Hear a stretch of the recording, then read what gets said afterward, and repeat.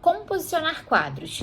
Essa é uma questão que varia bastante de espaço para espaço, mas no geral existem regras de proporção que, se você seguir, você vai ter um resultado mais satisfatório. Como, por exemplo, se você tem um sofá de 2,5 metros de largura e você quer colocar quadros atrás, na parede de trás desse sofá, você precisa pensar que esses quadros não podem, ou o quadro, ele não pode ficar muito menor do que o sofá e nem passando do sofá, para os lados. Por exemplo, se você vai posicionar 3 quadros, o ideal é que os 3 quadros juntos somem uma largura de mais ou menos 2 metros, para que você tenha uma sobra, de 25 centímetros para cada lado, mais ou menos. Essa sobra varia, ela pode variar de uns 25 a uns 50 centímetros, não tem problema. Caso seja apenas um quadro, que ele seja um quadro mais horizontal também, para que não fique um quadrão no meio, sobrando, 1 metro para cada lado do sofá, também é uma coisa que pode ficar esquisita.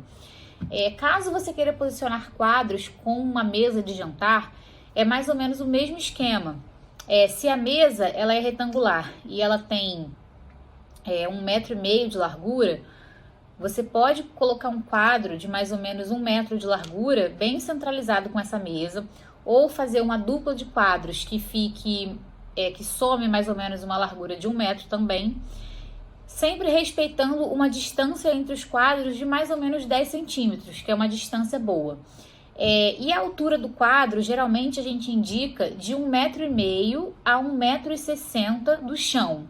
Isso considerando o eixo horizontal do quadro, ou seja, o meio do quadro.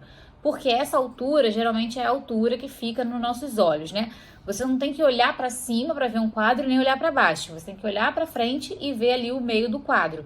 Isso é o ideal, É claro que outros fatores podem influenciar nessa posição, como por exemplo, se você tem um sofá com um encosto muito alto, se você colocar um quadro vertical, que fique nessa altura, você pode acabar escondendo uma parte do quadro atrás do encosto do sofá. Então, nesses casos, eu indico mais quadros horizontais para que não haja essa interferência. Ou então, quando você tem também um quadro atrás de um banco.